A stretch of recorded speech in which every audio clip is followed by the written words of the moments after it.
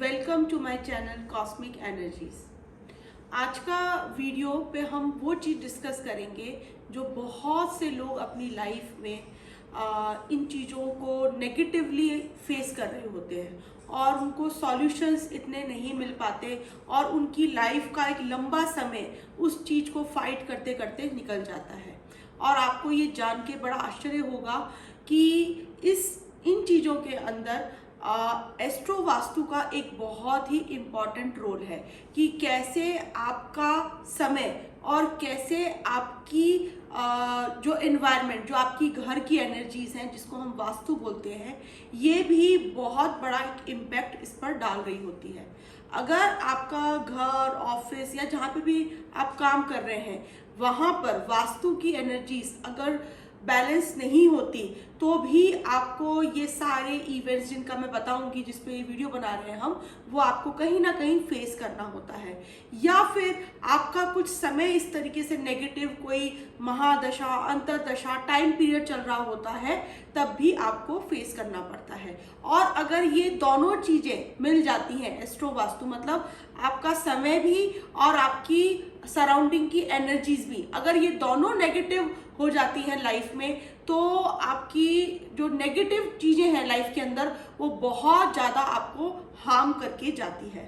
तो इसमें जो टॉपिक आज का है वो है आपका लिटिगेशन, डिफेम हो जाना, या कहीं ना कहीं बहुत सारे एनिमीज हिडन बन जाना, या ओपन एनिमीज लाइफ में बहुत सारे बन जाना।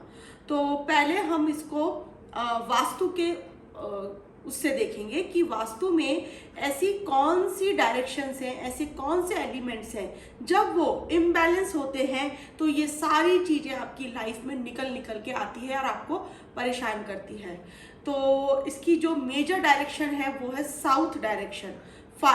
फायर एक ऐसी चीज है जब इम्बैलेंस होती है तो बहुत सारे नेगेटिव ट्रेड्स आपकी लाइफ में वो एंटर कराती है, जैसे कि डिफेम हो जाना, आपके ऊपर ऐसे कुछ चीजें लग जाना या झूठी चीजें लग जाना या किसी चीज में फंस जाना, रॉन्ग पर्सन के ट्रैप में फंस जाना, ये सब चीजें जो हैं वो साउथ डायरेक्शन से हम देखते हैं। या कोई लिटिगेशन लंबा चल रहा है आपकी लाइफ के अंदर जो सॉल्व ही नहीं हो रहा है, या बहुत सारे लिटिगेशन को सॉल्व करते करते आपकी एनर्जी जा रही है, तो ये सारा का सारा हम साउथ डायरेक्शन से देखते हैं।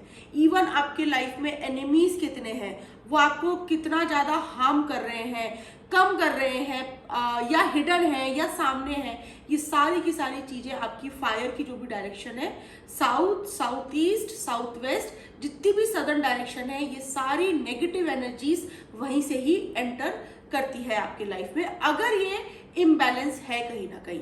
तो इम्बैलेंस के तो बहुत सारी चीज़ें हैं कि कैसे वहाँ पे इम्बैलेंस होते हैं, लेकिन यहाँ पे मैं कुछ आपको 4 पॉइंट की फैक्टर्स या की पॉइंट्स बता रही हूँ कि साउथ कैसे इम्बैलेंस होती है।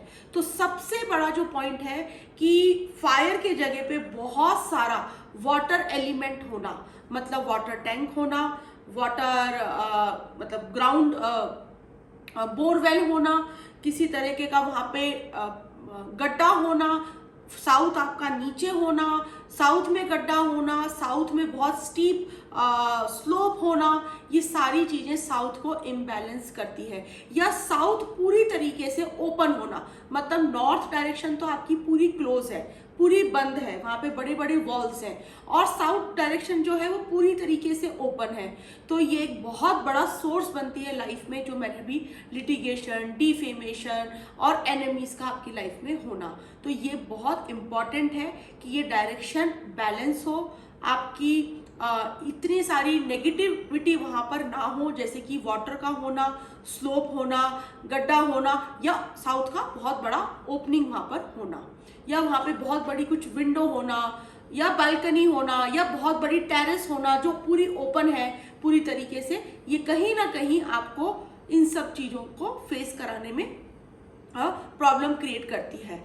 अब इसमें क्या होता है कि ये इवेंट कब होते हैं, धीरे धीरे ये कब हमारी लाइफ में ये चीज़ें, हमारे लाइफ में इनके इम्पैक्ट आना स्टार्ट होते हैं, जब आपका टाइम पीरियड, आपका दशा महादशा भी कुछ ऐसी चल रही हो।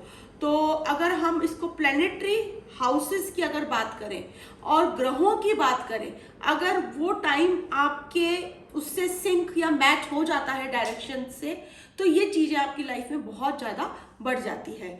तो हमारी जन्म पत्रिका के अंदर 12 भाव होते हैं, 12 राशियां होती हैं, फिर 9 आपके प्लैनेट्स होते हैं। तो इन 12 जो भाव होते हैं, इनमें से 6, 8 एंड 12 हाउसेस जो होते हैं, ये त्रिक हाउसेस बोलते हैं इनको, ये बैड हाउसेस होते हैं। और अगर ये हाउसेस एफ्लिक्टेड होते हैं जन्म पत्रिका के अंदर, तो कहीं ना कहीं ये डायरेक्शन भी आपको नेगेटिव ही मिलती है। आप कोई भी मकान ढूंढने जाएंगे, लेने जाएंगे, तो मेजरली आपको ये डायरेक्शन में कहीं ना कहीं गड़बड़ मिलेगी। इसके वजह से ही ये सब चीजें आपकी लाइफ में अट्रैक्ट होना स्टार्ट हो जाती है।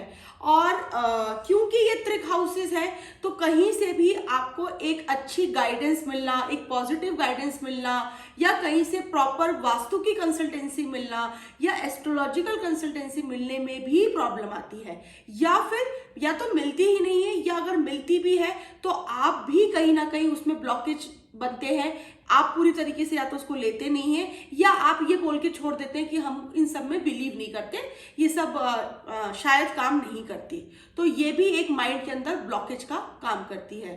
तो 6, 8, 12 एस्ट्रोलॉजिकली अगर ये हाउसेस एफ्लिक्शन में है, इनका टाइम पीरियड चल रहा है, इन हाउसेस में बैड प्लैनेट्स बहुत ज्यादा एफ्लिक्टेड है, जैसे शनि, मंगल, राहु, केतु, ये जो है ये एक मैलेफिक प्लैनेट्स हैं। ये एक इनका जो टेम्परामेंट है ये बहुत हार्ड है, बहुत हॉट है। ये इंसान को बहुत ज़्यादा एक तरीके से हार्श लाइफ के अंदर एक्सपीरियंसेस कराते हैं अगर ये एफ्लिक्शन में है। ऐसा नहीं, अगर ये एफ्लिक्शन में नहीं है फिर भी 6, 8, 12 में बैठे हैं, तो कई बार आपको लाइफ में बहुत सारे सडन नेम, फेम, ग्रोथ भी मिलती है। लेकिन ज़्यादा टाइम में हमको देखने को मिलता है कि इन हाउसेस में एफ्लिक्शन में प्लैनेट बैठे हुए हैं, ये हाउसेस इटसेल्फ एफ्लिक्शन के अंदर है, तो आपको ऑटोमेटिकली आपकी लिविंग स्पेस जो होंगी उसमें जो सदर्न डायरेक्शन होगा वो भी आपको एफ्लिक्टेड मिलेगा। जो मैंने अभी आपको शुरुआत में जो चीज़ें बताई कि साउथ कैसे इम्बैलेंस होता है, वो 100% आपको मिलेंगे। और धीरे धीरे ये सारी जो चीज़ें, जो नेगेटिव फोर्सेस हैं, लिटिगेशन हो गया, आपके कोर्ट केसेस हो गए, आपका डिफेमेशन हो गया, आपका बहुत सारा आपका लाइफ के अंदर कर्जा बढ़ गया है, तो ये सारी ये जो डायरेक्शन है ये आपको देगा अगर ये इम्बैलेंस है। तो सबसे पहले तो आपको अपने घर का, अगर ये चीज़ें आप फेस कर रहे हैं अपनी लाइफ में, तो सबसे पहले रेक्टिफिकेशन आपको वास्तु का कराना चाहिए। उसके बाद में फिर एस्ट्रोलॉजिकल जो भी आप रेमेडीज कर रहे हैं वो बाद में काम करेगी। पहला रिलीफ तो आपको वास्तु की जो भी आप रेक्टिफिकेशन करेंगे, जो भी आप बदलाव करेंगे, वास्तु को ठीक करेंगे, वो आपको बहुत बड़ा रिलीफ देगी, बजाय कि आप एस्ट्रोलॉजिकल जो रेमेडीज करेंगे वो सिर्फ आपके माइंड पर आपको एक पॉजिटिव सोच दे देगी। लेकिन जो होता है ना कि पूरी फैमिली के ऊपर उसका इम्पैक्ट आना, तो वो जब आप वास्तु के चेंजेस करवाते हैं, एनर्जीज को जब ऑल्टर करते हैं, पॉजिटिव करते हैं, तो कहीं ना कहीं आप अपने ग्रहों को भी, अपने प्लैनेट्स को भी हील कर रहे हैं। जो नेगेटिव टाइम चल रहा है उसको भी हील कर रहे हैं। और इस तरीके से एस्ट्रो और वास्तु जब दोनों कंबाइन हो जाती है और हम दोनों पे जब वर्क आउट करते हैं, मतलब हम अपनी हॉरोस्कोप की भी गाइडेंस ले रहे हैं, हम वास्तु को भी चेक करा रहे हैं, तो उसके रिजल्ट्स बहुत पॉजिटिव आते हैं। तो इस तरीके से ये जो डायरेक्शन जो मैंने बताई और जो वास्तु एस्ट्रोलॉजी के अंदर जो मैंने प्लैनेट्स बताए, जो हाउसेस बताए, ये जब पूरी तरीके से सिंक हो जाते हैं नेगेटिवली, तो ये सारे इवेंट्स आपकी लाइफ में आना स्टार्ट हो जाते हैं। और अगर आप टाइमली इसको बैलेंस एस्ट्रोलॉजिकली भी और वास्तु से भी करते हैं, तो लाइफ में एक तो ये चीजें स्टॉप होती हैं और आप बहुत जल्दी बाहर निकल के आते हैं ये सारी नेगेटिविटी से। Thank you so much.